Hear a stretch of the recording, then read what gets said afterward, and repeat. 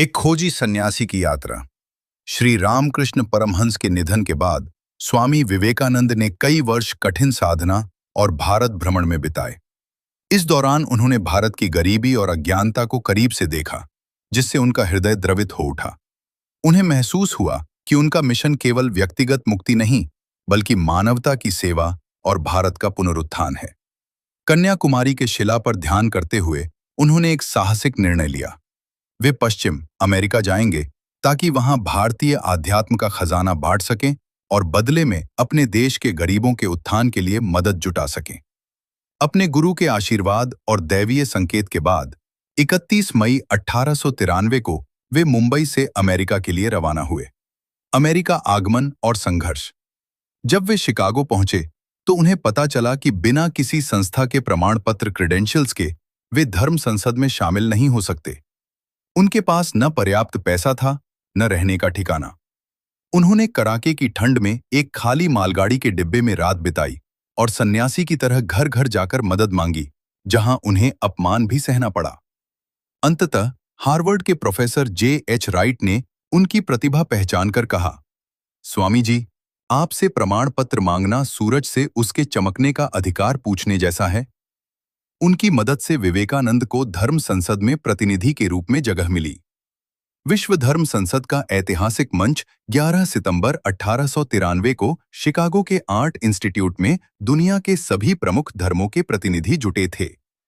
अन्य वक्ता लिखित भाषण पढ़ रहे थे, लेकिन स्वामी जी बिना किसी तैयारी के मां सरस्वती का स्मरण कर मंच पर खड़े हुए। जैसे ही उन्होंने अपना संबोधन शुरू किया, अमेरिका के भाइयों और बहनों, पूरा हॉल 2 मिनट तक तालियों की गड़गड़ाहट से गूंजता रहा। औपचारिकता छोड़कर उन्होंने मानवता के नाते जो अपनापन दिखाया, उसने सबका दिल जीत लिया। उन्होंने दुनिया को सिखाया कि सभी धर्म सत्य हैं और एक ही ईश्वर की ओर ले जाते हैं। मनुष्य केवल शरीर नहीं, बल्कि एक अमर और शुद्ध आत्मा है। कट्टरता और सांप्रदायिकता को खत्म कर हमें एक दूसरे के धर्मों को स्वीकार करना चाहिए। रातों रात स्वामी जी पूरे अमेरिका में छा गए। कल तक जो एक अनजान सन्यासी थे, वे अब विश्व पटल पर भारत की आध्यात्मिक शक्ति का चेहरा बन चुके थे। अध्याय 1, स्वागत का उत्तर। 11 सितंबर 1893। अमेरिका के मेरे बहनों और भाइयों, आपने जिस निष्कपट और प्रबल प्रेम के साथ हमारा स्वागत किया है, उसके लिए मेरा हृदय अपार हर्ष से भर गया है। मैं आपको दुनिया की सबसे प्राचीन सन्यासी परंपरा की ओर से धन्यवाद देता हूं। मैं आपको सभी धर्मों की जननी की ओर से धन्यवाद देता हूं, और मैं आपको सभी वर्गों और संप्रदायों के करोड़ों हिंदुओं की ओर से धन्यवाद देता हूं। मैं उन वक्ताओं को भी धन्यवाद देता हूं जिन्होंने इस मंच से ये कहा कि दुनिया में सहनशीलता का विचार सुदूर पूर्व के देशों से आया है।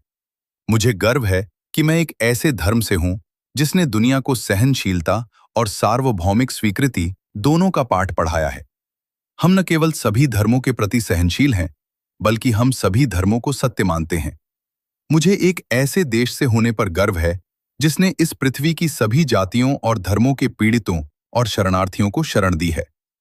मुझे आपको ये बताते हुए गर्व हो रहा है कि हमने अपने हृदय में उन इजरायलियों की पवित्र यादें संजो कर रखी हैं, जिनके मंदिरों को रोमन अत्याचारियों ने तबाह कर दिया था और तब उन्होंने दक्षिण भारत में शरण ली थी। मुझे एक ऐसे धर्म से होने पर गर्व है जिसने महान पारसी समुदाय के बचे हुए लोगों को शरण दी और आज भी उनका पालन पोषण कर रहा है। भाइयों, मैं आपको एक श्लोक की कुछ पंक्तियां सुनाना चाहता हूं, जो मैं बचपन से दोहराता आया हूं और जिसे हर दिन करोड़ों लोग दोहराते हैं। जिस प्रकार विभिन्न धाराएं अलग अलग जगहों से निकलकर अंत में समुद्र में मिल जाती हैं, उसी प्रकार हे प्रभु, मनुष्य अपनी इच्छा के अनुसार जो अलग अलग रास्ते चुनता है, चाहे वह सीधे हों या टेढ़े, वह सब अंत में आप तक ही पहुंचते हैं। यह सम्मेलन, जो आज तक की सबसे पवित्र सभाओं में से एक है, अपने आप में गीता के उस अद्भुत उपदेश का प्रमाण है। जो कोई भी मेरी ओर आता है, चाहे वह किसी भी रूप में हो, मैं उसे प्राप्त होता हूं। सभी मनुष्य उन रास्तों पर संघर्ष कर रहे हैं जो अंत में मुझ तक ही आते हैं। सांप्रदायिकता, कट्टरता और इसका भयानक वंशज अंधविश्वास लंबे समय से इस खूबसूरत धरती को जकड़े हुए हैं। इन्होंने इस पृथ्वी को हिंसा से भर दिया है, इसे बार बार मानव रक्त से नहलाया है, सभ्यताओं को नष्ट किया है और पूरे देशों को निराशा में धकेल दिया है।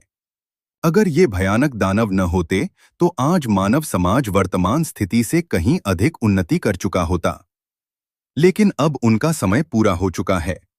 मुझे पूरी उम्मीद है कि आज सुबह इस सम्मेलन के सम्मान में जो बिगुल बजा है, वह हर तरह की कट्टरता, तलवार या कलम से होने वाले सभी अत्याचारों और एक ही लक्ष्य की ओर बढ़ने वाले मनुष्यों के बीच की करवाहट का अंत सिद्ध होगा। अध्याय 2। हम असहमत क्यों हैं? मैं आपको एक छोटी सी कहानी सुनाता हूं। अभी अभी एक वक्ता ने कहा कि हमें एक दूसरे की बुराई बंद करनी चाहिए और उन्हें इस बात का दुख था कि हमारे बीच इतना भेदभाव क्यों है। मैं आपको एक कहानी सुनाता हूं जो इस भेदभाव का कारण बताएगी। एक मेंढक एक कुएं में रहता था। वह वहां लंबे समय से रह रहा था। वह वहीं पैदा हुआ और बड़ा हुआ, लेकिन फिर भी वह एक छोटा सा मेंढक ही था। वह हर दिन कुएं की सफाई करता और वहां के कीड़े मकोड़ों को खाकर बड़ा और मोटा हो गया था। एक दिन एक दूसरा मेंढक जो समुद्र में रहता था उस कुएं में आ गिरा। कुएं के मेंढक ने पूछा, तुम कहां से आए हो? समुद्र के मेंढक ने कहा, मैं समुद्र से आया हूं। समुद्र? वह कितना बड़ा है? क्या वह मेरे इस कुएं जितना बड़ा है? और कुएं के मेंढक ने एक तरफ से दूसरी तरफ छलांग लगाई। समुद्र के मेंढक ने कहा, मेरे दोस्त, तुम समुद्र की तुलना इस छोटे से कुएं से कैसे कर सकते हो? तब कुएं के मेंढक ने एक और बड़ी छलांग लगाई और पूछा, क्या तुम्हारा समुद्र इतना बड़ा है? समुद्र के मेंढक ने कहा, तुम कैसी बेवकूफी भरी बातें कर रहे हो? समुद्र की तुलना अपने कुएं से कर रहे हो। तब कुएं के मेंढक ने कहा, नहीं, मेरे कुएं से बड़ा कुछ नहीं हो सकता। यह आदमी झूठा है, इसे बाहर निकाल दो। हमेशा से यही मुश्किल रही है। मैं एक हिंदू हूं। मैं अपने छोटे से कुएं में बैठा हूं और सोचता हूं कि पूरी दुनिया मेरा छोटा सा कुआं ही है। ईसाई अपने छोटे से कुएं में बैठा है और सोचता है कि पूरी दुनिया उसका कुआं है।